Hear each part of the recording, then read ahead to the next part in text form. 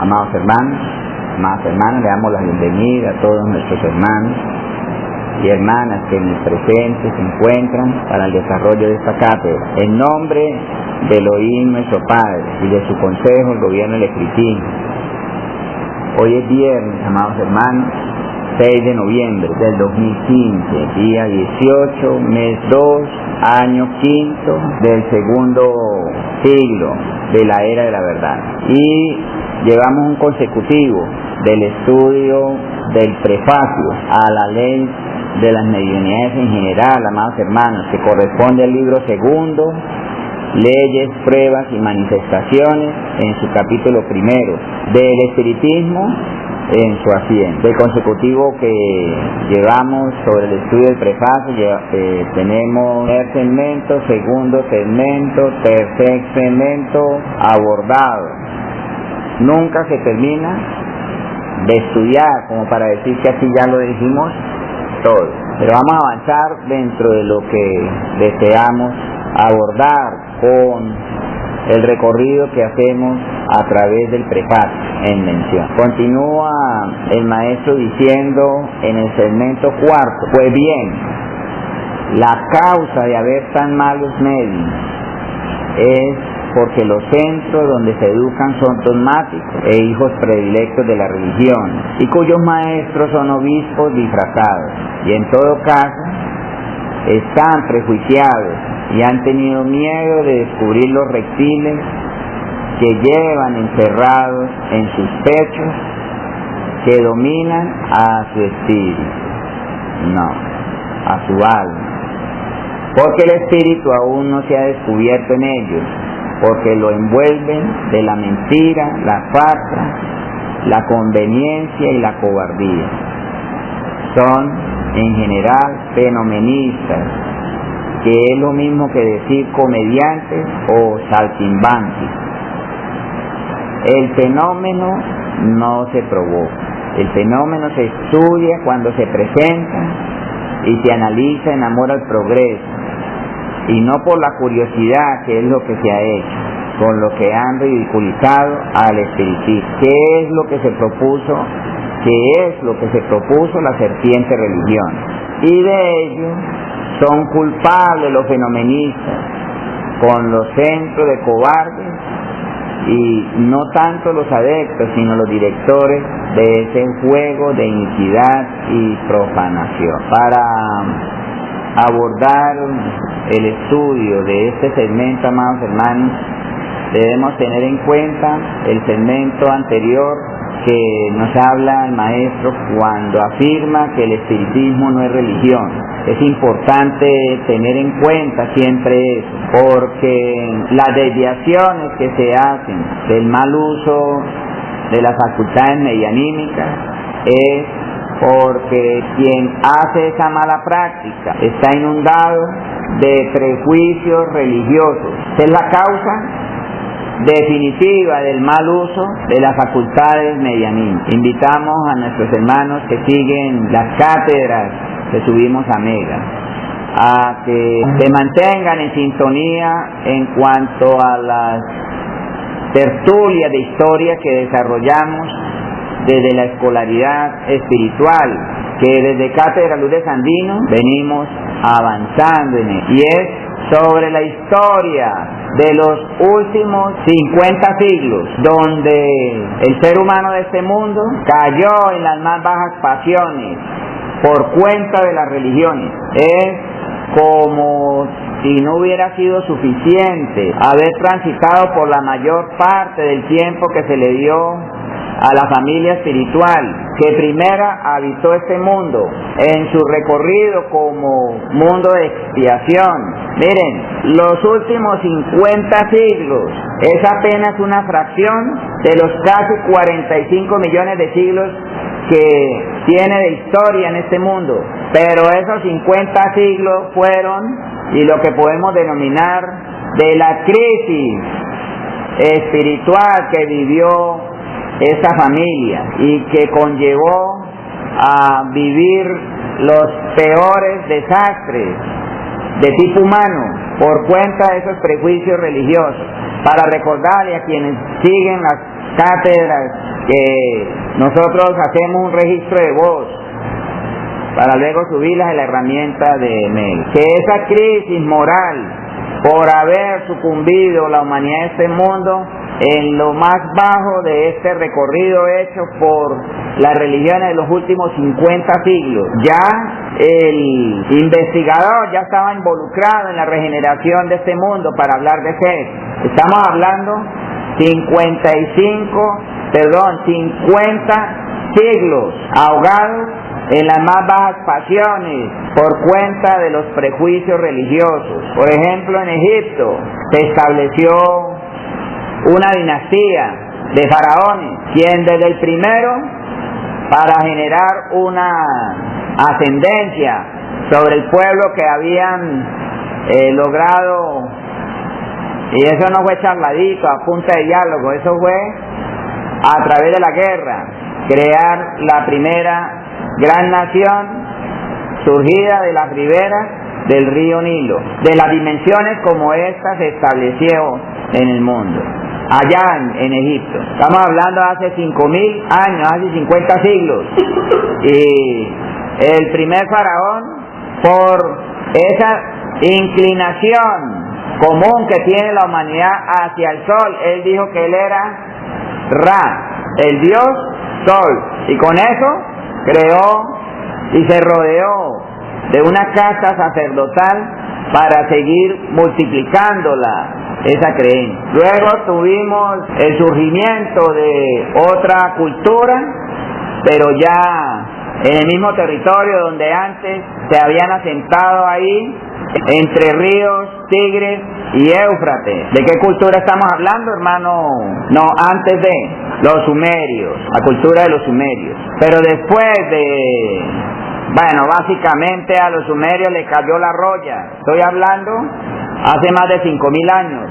Y la roya fue la invasión de los acadios y la constitución de un reino y un imperio que es el acadio babilónico, posterior al nacimiento, al surgimiento del imperio egipcio. Y con ellos se inventaron toda un sistema mitológico. ¿Para qué? Para volver sobre el concepto de que ganan autoridad sobre las poblaciones, creyéndose y mostrándose como dioses. Luego los persas, pero antes hay que decir que básicamente los acadios babilónicos influyeron sobre la mitología egipcia, pero fueron los persas quienes los invadieron cuando ese imperio se levantó allá con el primero que fue Ciro el Grande. Y entre la mitología egipcia, acadio-babilónica y la mitología persa, ahí hay más de 2.000 mitos, dioses, para todos los gustos. Y así luego aparece el imperio griego, jalonado por los macedónicos. Aquí estamos hablando de ¿quién? Alejandro Magno.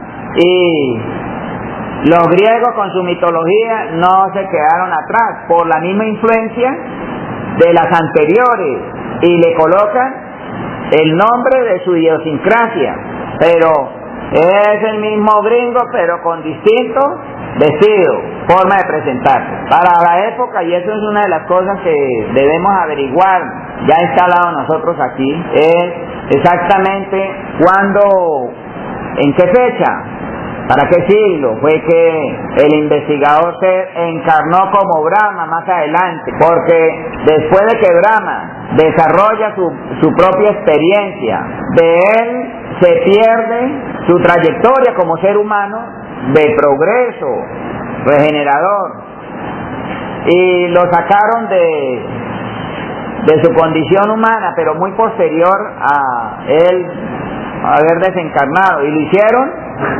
un dios, al punto de que Brahma no se conoce de que fue hombre, para hablar de la mitología hindú.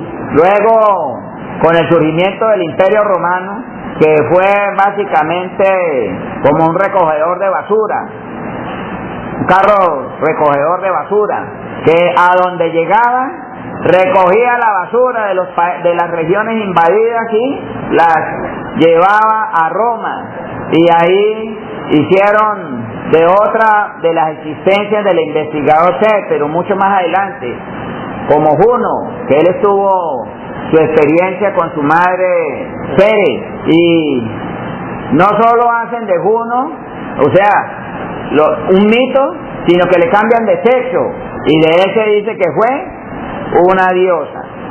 Imagínense eso. Pero la que se lleva todo reconocimiento de lo que es la barbarie, de los mitos, haber sucumbido la humanidad ahogado por los prejuicios religiosos, como fue la mitología que se desarrolla con la religión católica y todos los desmanes que esto ocasionó, de cuya secuela, hoy, amados hermanos, podemos reseñar que producto de esos prejuicios religiosos se pueden y se han creado las peores catástrofes, como la ocurrida hace 30 años en el Palacio de Justicia, en la ciudad de Bogotá, capital de la República de Colombia, vean ustedes, donde un grupo armado desadaptado, porque vamos a decir que vivían una realidad basada en la violencia, como fue la experiencia del grupo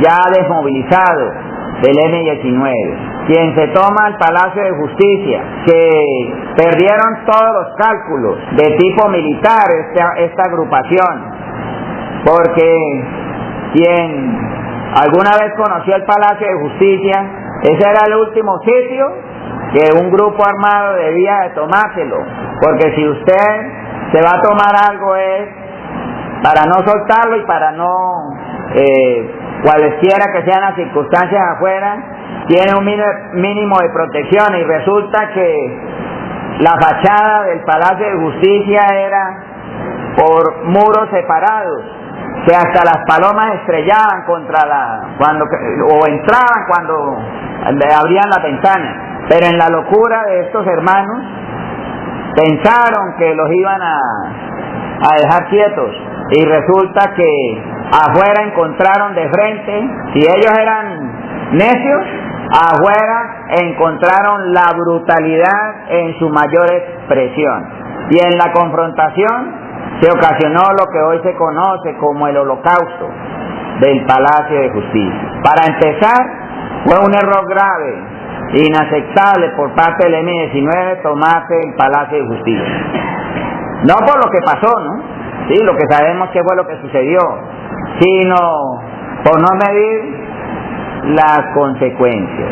Pero del otro lado, la respuesta desproporcionada e inhumana condujo a lo que hoy, vamos a decir que con altura, y en eso vamos a darle el reconocimiento al presidente Juan Manuel Santos, quien acepta la responsabilidad del Estado por los crímenes cometidos contra la población civil que adentro está.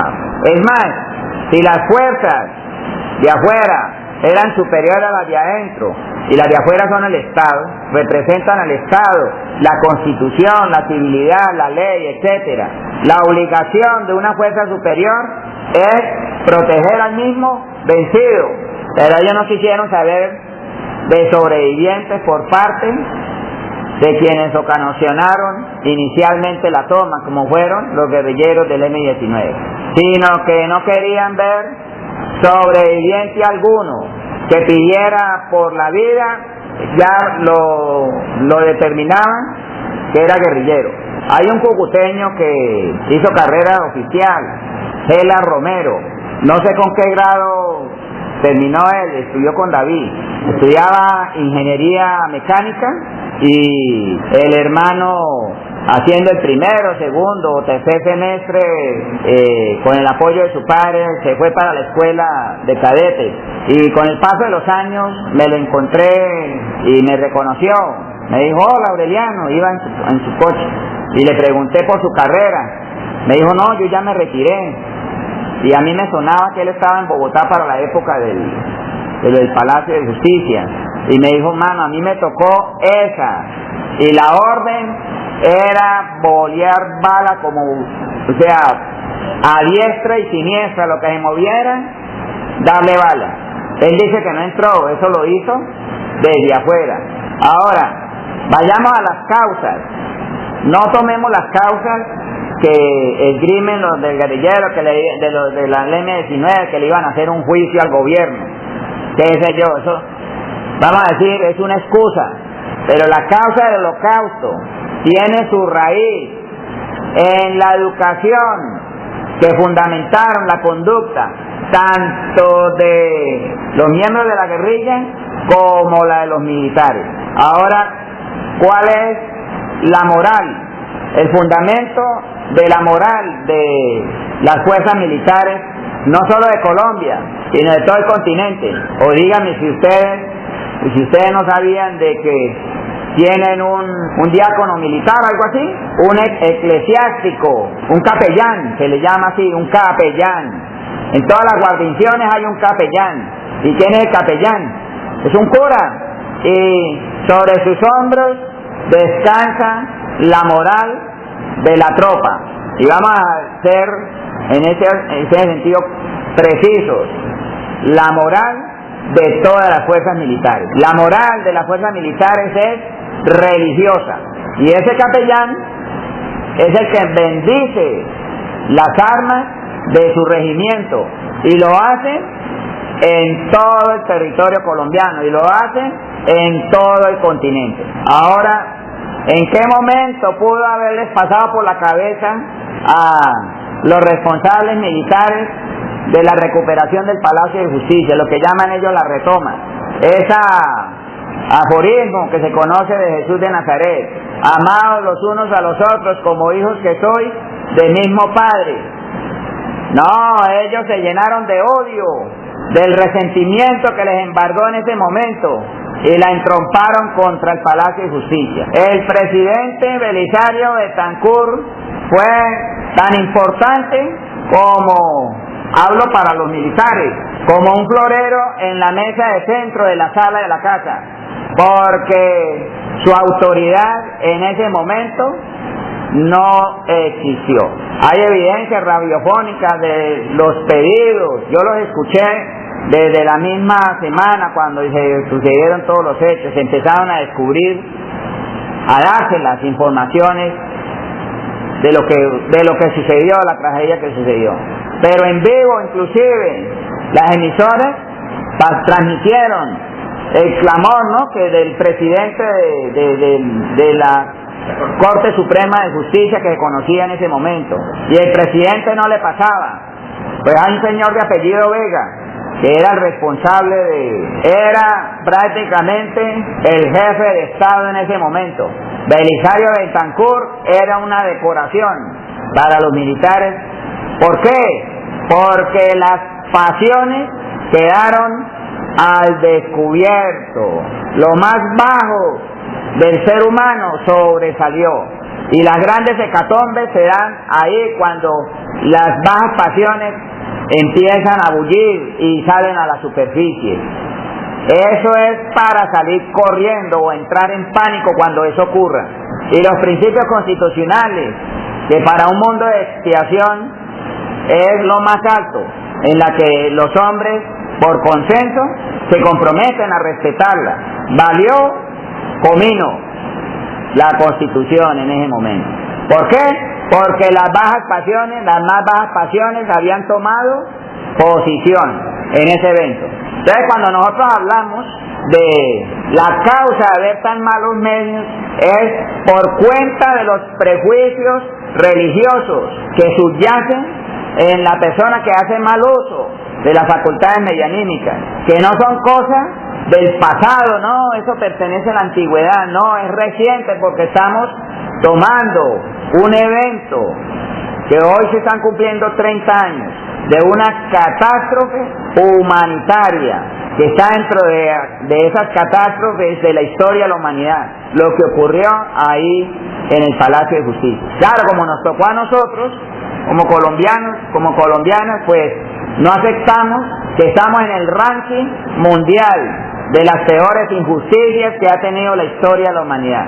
Y va a llegar el día, amados hermanos, en un evento como hoy, en que un jefe de Estado pide perdón por la catástrofe ocurrida en la retoma del Palacio de Justicia, el Holocausto, cuando, y ojalá sea pronto, otro jefe de Estado pida perdón por la catástrofe desarrollada por los paramilitares en los años 90 en Colombia, que es, vamos a decir, cuando ya las pasiones se desbordan y no ven límite, no hay recato, remordimiento, no, lo hacen ya a la luz pública, como sucedió lo del Palacio de Justicia a plena luz del día en el centro de Bogotá. Pero la guerrilla también debe pedir perdón por los desmanes cometidos. No hay justificación alguna para decir que en nombre de la justicia social yo voy a atropellar a la sociedad. Eso es una contradicción. No, que yo ando más pasito. Lo que pasa es que cuando se desbordan las pasiones, hay quien lo hace de un calibre muy superior, y son los que están educados por la religión. Bueno, yo estaba en Bogotá en esa época, hace 30 años, y como todos los colombianos y colombianas, parecía increíble que eso estuviera sucediendo en las narices de uno. Bueno, al mes de ocurrir ese catástrofe, desencarnó Marta Cecilia. Nos unimos a las expresiones hechas por el presidente Juan Manuel Santos, por las víctimas ocurridas contra unos colombianos, unas colombianas que estaban en el lugar, en el tiempo equivocado, en el lugar equivocado. Nadie dice me voy para el Palacio de Justicia porque me voy a ver en vivo e indirecto desde adentro la toma del M-19. Y el ejército ya sabía que la toma se iba a dar. Esto que le llaman ellos por inteligencia. Pero vieron ahí una oportunidad para derrotar militarmente a el M-19. Pero se llevaron por los cachos a magistrados y a la población civil. En Colombia se han visto cosas que inclusive la población se llegó a acostumbrar a ellas, y todo por cuenta de los prejuicios religiosos. En nombre de Cristo se han cometido los peores crímenes contra la humanidad de este mundo, y el Cristo resume, amados hermanos, todo el odio contra lo bueno, lo mejor, lo más exquisito de la humanidad de este mundo, y hoy por hoy los seres humanos lo siguen adorando como si fuera gran cosa. Y vean ustedes cómo es que se presentan esas memorias viejas en el ser humano cuando atropella o comete violaciones a la ley, para hablar de este segmento que hoy estamos abordando. La causa de haber tan malos mediums es porque los centros donde se educan son dogmáticos e hijos predilectos de la religión, y cuyos maestros son obispos disfrazados. Y esas memorias vuelven y surgen, y cuando salen a la superficie de ese ser humano, prisionero de esas memorias, comienza a desarrollar los peores atropellos, como queriendo desquitarse de algo o contra alguien. Y luego sigue diciendo, y en todo caso están prejuiciados. Los prejuicios gobiernan al ser humano, aún el de hoy en día, para decir el del siglo XXI. Claro, el que nos escuche 5.000 años adelante se va a sonrojar porque es su propia historia de cómo fueron 5.000 años antes, pero son seres humanos, espíritus regenerados ya, en paz consigo mismo, y con quienes felizmente decidieron quedarse en este mundo para cumplir con la justicia. Hay quienes llegaron a pensar, sobre la base de sus prejuicios religiosos, que en una sesión, sobre la base del uso de facultades, de mediunidad, etcétera, podían provocar el fenómeno. Cuando eso sucede, amados hermanos, es la muy poca concepción que tienen de lo que es el gobierno del espiritismo, que es lo más serio que usted puede imaginar que exista en el universo, después de Elohim, nuestro Padre. El gobierno del espiritismo en sus funciones representa la ley que emana del centro vibratorio, que es Elohim. Y en cuanto a desaciertos, quienes hacen uso de esas malas prácticas cayeron en una crisis basada en sus propios errores, al punto que con sus acciones desprestigian lo serio que es y son los asuntos del espiritismo, luz y verdad. Y tan serio es el gobierno del espiritismo que el maestro lo dijo en una frase, lo encerró en una frase: si el espiritismo no ha de gobernar este mundo, ¿para qué sirve? Y gobernar este mundo es someter a la ley a todo el género humano. Los responsables, por ejemplo, de la retoma del Palacio de Justicia, los primeros años, los primeros 20 años, se creyeron inmunes, y en los mismos acontecimientos se creyeron semidioses. Alguien debió haberle dicho que estaba bien matar, arrasar con todos los guerrilleros adentro, como este hermano que fue subdirector del DAS. Siendo subdirector del DAS, visitaba los campamentos donde estaban los paramilitares en plena guerra, ¿no? Y les dictaba cátedra, ¿ya? Para decirle que era moral asesinar guerrilleros. Legítimo. ¿Cómo se sabe la verdad? Cuando ya los jefes paramilitares empiezan a contar ante un juez. Y la legitimidad del asesinato, ¿de dónde viene? De la moral de quien lo secunda, un obispo, un cardenal, lo que ustedes puedan imaginar. Si el obispo, el cardenal le dice, hermano, eso es moral, ellos se desatan. Donde ellos le dijeran, es inmoral, no lo haga, ya la paz en Colombia se hubiera dado hacía rato. Entonces, ¿quién sabe qué consejero espiritual tendría? Porque ellos no actúan así tampoco a la loca. Ellos acuden a su consejero espiritual. ¿Quién sabe qué consejo le dio su consejero espiritual a este hermano Vega, Plaza Vega, ¿no? Para hacerle creer que lo que iba a hacer estaba bien? Porque ellos, como esclavos de la religión, piden permiso, moralmente hablando.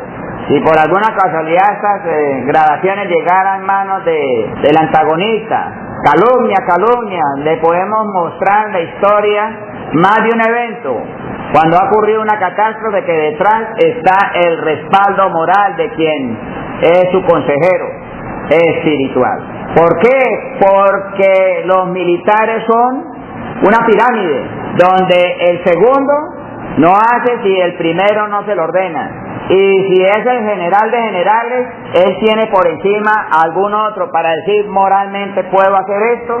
Ese agazapado nunca va a verlo usted en un estrado, pero es quien tras bambalinas impulsa, le da manivela al que tiene el poder material de hacer un desastre. Miren, el espiritismo, luz y verdad, nosotros no buscamos a quien viola la ley que sea castigado materialmente hablando, ¿cierto? Qué chévere que quien cometa un delito se arrepienta y diga perdón, pero eso sí, es a la justicia divina quien al final determina cuál va a ser el remedio para el hermano o la hermana que cometa una injusticia.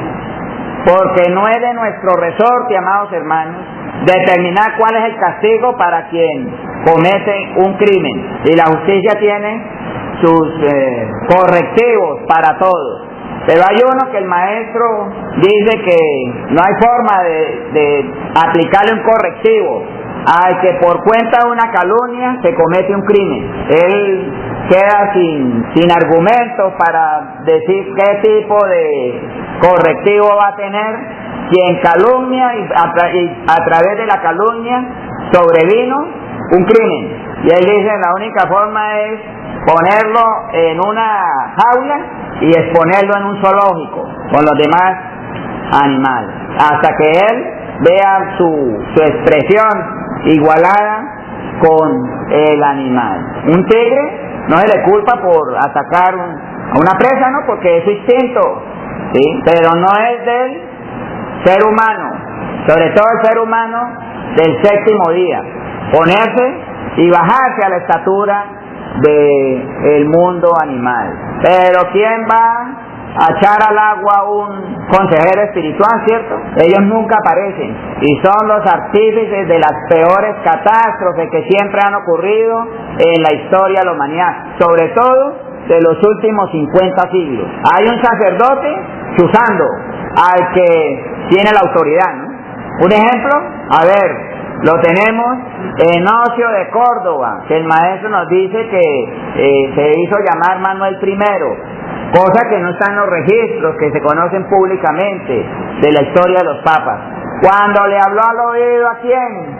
A Constantino, el emperador romano. Ellos trabajan sobre el que tiene el poder y detrás maquinan. Claro, ellos no se ven poniendo el pecho, pero son la causa de los peores desastres que ha tenido la humanidad en estos últimos 50 siglos. En la próxima cátedra, amados hermanos, continuamos con la frase que está dentro de este segmento que dice: el fenómeno no se provoca, el fenómeno se estudia cuando se presenta. Yo voy a traer dos fenómenos que me ocurrieron a mí en distintas épocas, uno a los 17 años y otro cerca al año 2000. Como fueron espontáneos, pues realmente no tuve la precaución con este último de decir la fecha, ¿no?, exacta de cómo ocurrió. De lo personal, como testimonio de que el fenómeno no se probó, el fenómeno se estudia cuando se presenta. Esto para hacerle una ambientación después de esos dos eventos, y aquí lo llamamos de estos dos fenómenos que me ocurrieron en distintas edades. Lo que experimentó el investigador Seth para escribir las leyes de Manú. Este evento tan importante, ¿no?, como recibir la ley para el mundo, las leyes de Manú. Más de 100.000 versos de 16 sílabas. Por favor, ¿cuántos textos usted llenaría? ¿Cuántos libros? No sé, 100.000. Y él iba a escribir con el dedo. Yo nunca me había hecho la pregunta, amados hermanos, ¿cómo escribió Seth las leyes de Manú? Y uno lo decía como si ya él hubiera venido con una papelería, ¿sí? Por favor, una resma de papel, tinta, lapicero, bueno, y a escribir las leyes de Manú.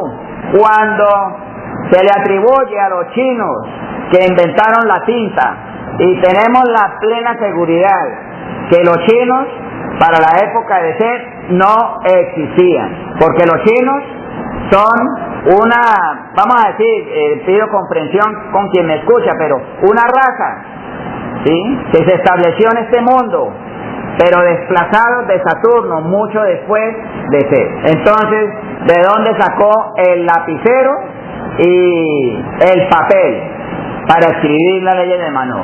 Bueno, en un privado con la Madre María ella me explicó lo de lapicero, la tinta, bueno, en fin, el instrumento que usó. Se me olvidó preguntar lo obvio, el papel. Por eso es que yo no he dicho ese evento, pero cuando la Madre María me contó de cómo sucedió, ¿no?, qué fue lo que sucedió para él tener con qué escribir. No le pregunté dónde escribir, sino con qué escribir. Me acordé de esos dos fenómenos, de cómo funciona la ley cuando es en el momento para mostrar su potencial. Para mi saber entender, si no hago mención de esos dos fenómenos, lo que yo les diría sobre ese saldría como traído de los cabellos. Y alguien puede argumentar, es un cuento chino, y los chinos todavía no existían. Vean ustedes, para venirnos con algún cuento, ¿no? Bueno, por hoy dejamos ahí. Felicitamos a nuestros hermanos y hermanas que siguen estas cátedras. Atraigan a su familia, primero los de su hogar, para que reunidos escuchen estas cátedras. Desde aquí saludamos a una nueva hermana que se une a nuestro grupo de contactos. Me dice que ya recibió desde Nueva York, nos manda saludos nuestras hermanas Fanny Elena, nuestra hermana Fanny Elena Usman Chacón. Cuando ella escuche esta cátedra, entonces le decimos que le deseamos lo mejor, y desde aquí, de parte de todos, un abrazo, un saludo fraterno. Pero vuelvo e insisto de que esta herramienta, esta cátedra grabada, sea una oportunidad para atraer a la familia y que la escuchen y luego hagan sus propias reflexiones al respecto. Acudan a la bibliografía que se menciona aquí, de donde se saca esa información. Los espero en la próxima cátedra.